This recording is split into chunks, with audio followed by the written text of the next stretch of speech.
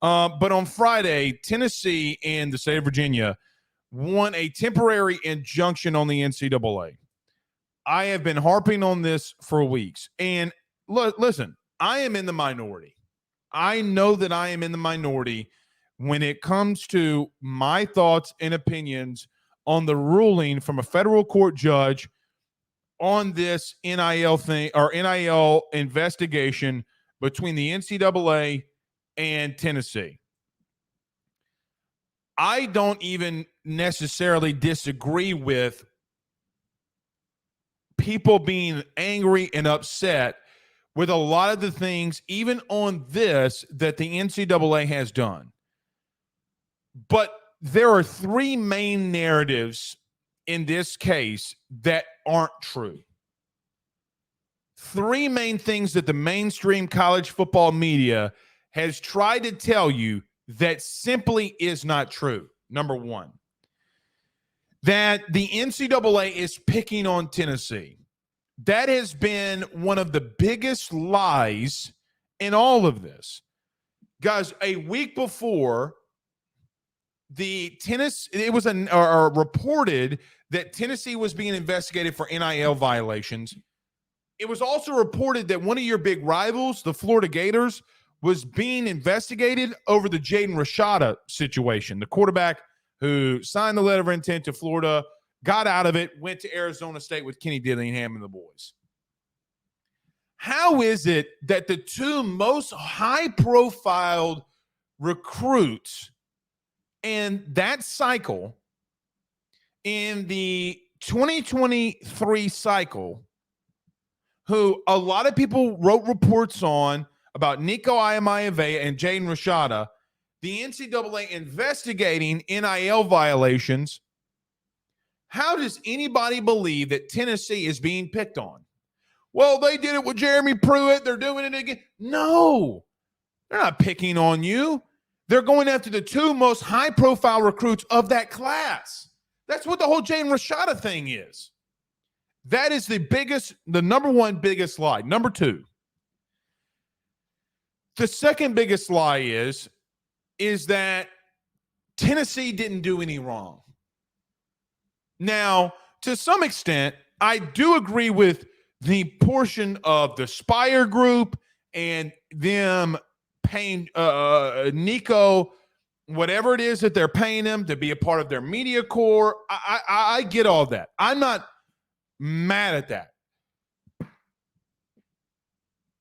But I don't think that you could ask 100 true college, not just seasonal college football fans, but true football fans, and me walk up to them, and if I said, hey, what do you think about a 5-star recruit being on a plane with a booster and him paying him, which it's essentially what he's doing, him paying him to move from California to go to Knoxville across country to play for the University of Tennessee? All 100 of them would say, well, that's probably not right. It's probably a recruiting violation, which is what the NCAA should have hit or should be investigating Tennessee on, along with Florida. But they are so stupid, they don't even know what they should be investigating. But the third biggest lie in all of this is that most people think that we don't need enforcement. The NCAA is dead. The NCAA is finished. I actually technically wouldn't even necessarily mind the NCAA being done, even though I'm not 100% sure that they are.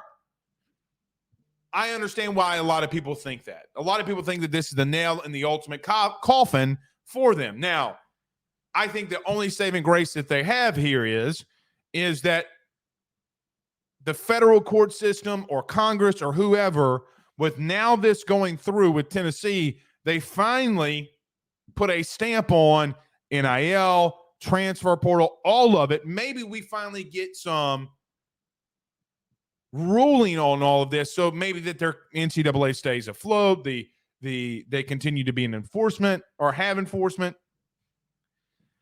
I guess this is where I'm in the most of minority of everybody. I do still think that there needs to be enforcement in college athletics. I do.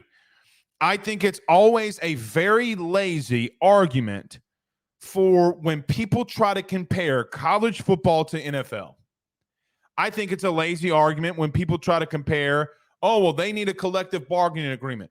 Guys, a collective bargaining agreement does not stop recruiting violations. It does not stop a booster from giving little Timmy whatever money that he wants to give little Timmy to come to his school and play. It does not stop that.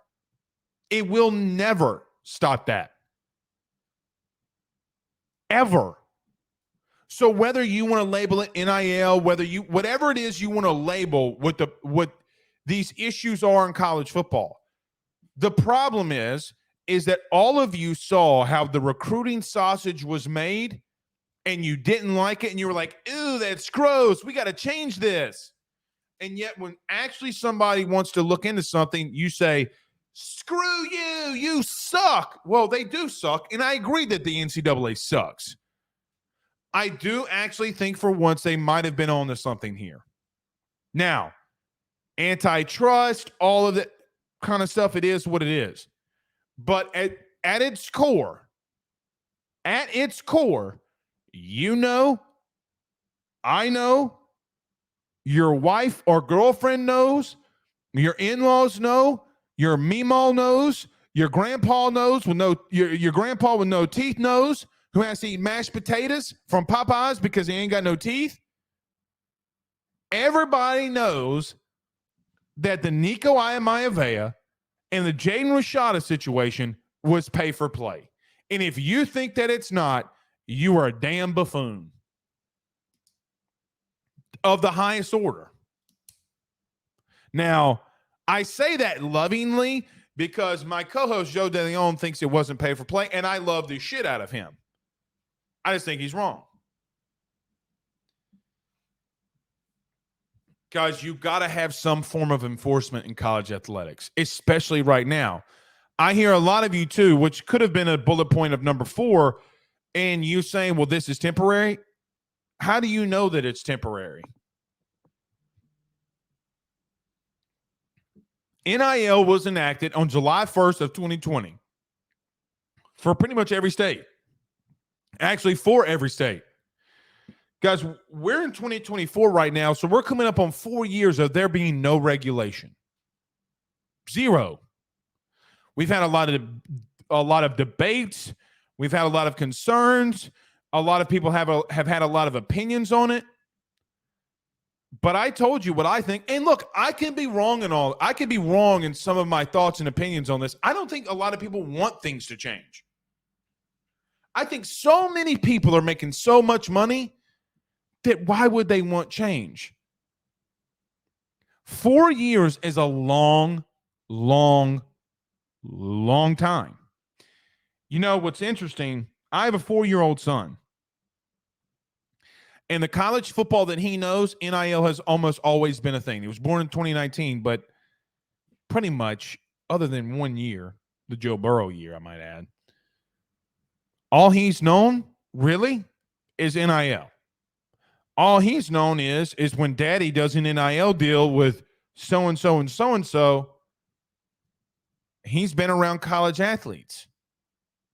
Been around college athletes his entire life. That's all he knows. And it's crazy to me to think that my son can be where he is going into kindergarten, and from the time of his birth until kindergarten, we don't have any ruling on any of this.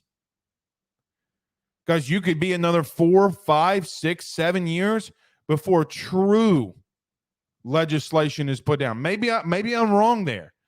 Maybe I am wrong. I know that Greg Sankey and Tony Petitti are trying to do something, the SEC and the Big Ten, because they can lay down any rules that they want to. If you think that Greg Sankey is going to enforce any recruiting violations, you are a damn fool. He wants the prosperity of his conference. So if Alabama, Tennessee, LSU, Florida, Texas, Oklahoma, A&M all are out there paying for play or doing the pay for play for kids, he ain't going to do a damn thing. He might do a little something here and here, maybe a little slap on the wrist to appease everybody around the conference. He ain't going to do nothing. It doesn't, it hurts his bottom line if he does. Ask the NCAA. This is as calm as I've been in this conversation. I think college football, as an example, just took a massive hit. A massive hit. Okay. Marvelous on Facebook says Jacoby Matthews, who was the safety at